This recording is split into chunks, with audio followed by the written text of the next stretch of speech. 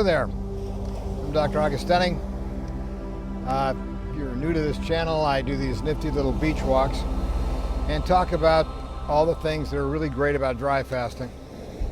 I've seen a lot of comments on my YouTube channel about people doing this type of dry fasting, adding it to that type of water fasting, and I'm just going, okay, you need to get the book because you need to read why it is you don't want to ever water fast.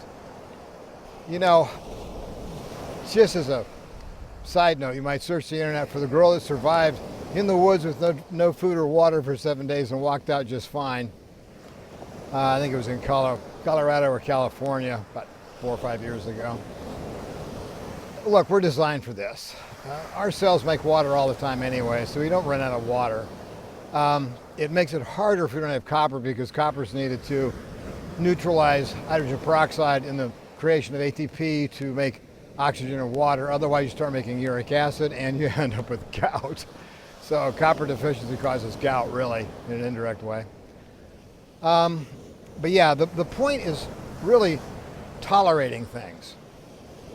You know, we're designed for this. This is why we tolerate it so well. We go through it, it's a little uncomfortable, but we bounce right back, and we're a lot better for it.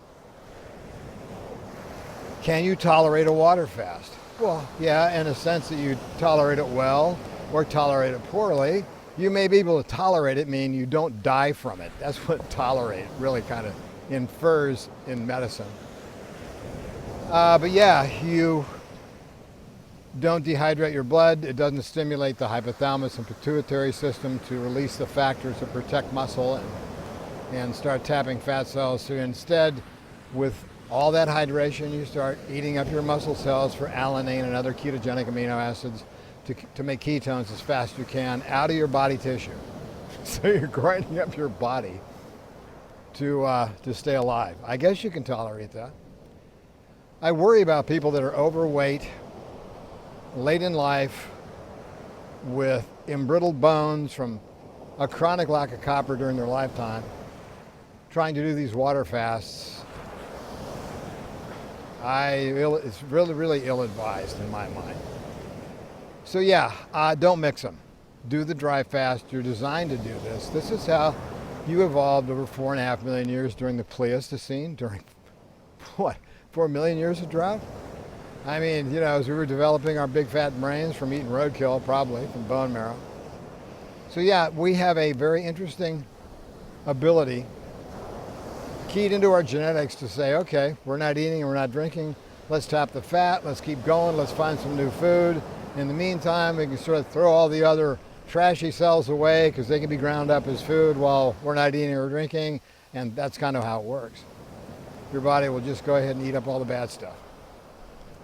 All the phony cells, the fake cells, senescent cells, the damaged cells, the non-reproductive cells, all this kind of stuff. It just eats them right up because that's fair game during a dry fast.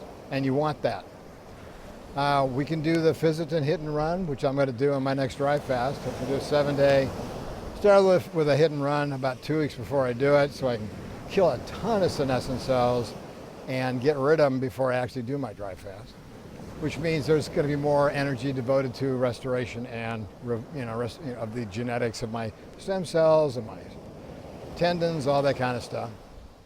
And so yeah, you can do this really in a smart way to improve the dry fast to even more beneficial results. And it's safe. It's well tolerated because you're designed to do it this way. All the other types, all these fastings that are really kind of just intermittent eating, that's all it really is. You know, pales in comparison to what the Russians found out, bringing back the whole concept of anhydrous starvation. Anyway, my name is Dr. Augustine, and I thank you for tuning in. Please pass this to other people, especially people that are thinking about water fasting. It really is bad for you. Get my book, The Phoenix Protocol, and read all about why it's so bad for you and why dry fasting is so good. And hit the like button, spread this around, and I will see you later. Pretty cruddy surf out there, so I think I'm just going to be going for a walk for a while. Anyway, thanks for tuning in. See ya.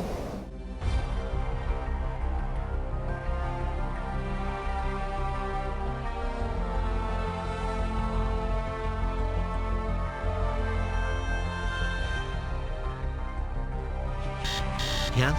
We have a message. Can you remind people to subscribe, please, sir? What now? Please. Oh, very well.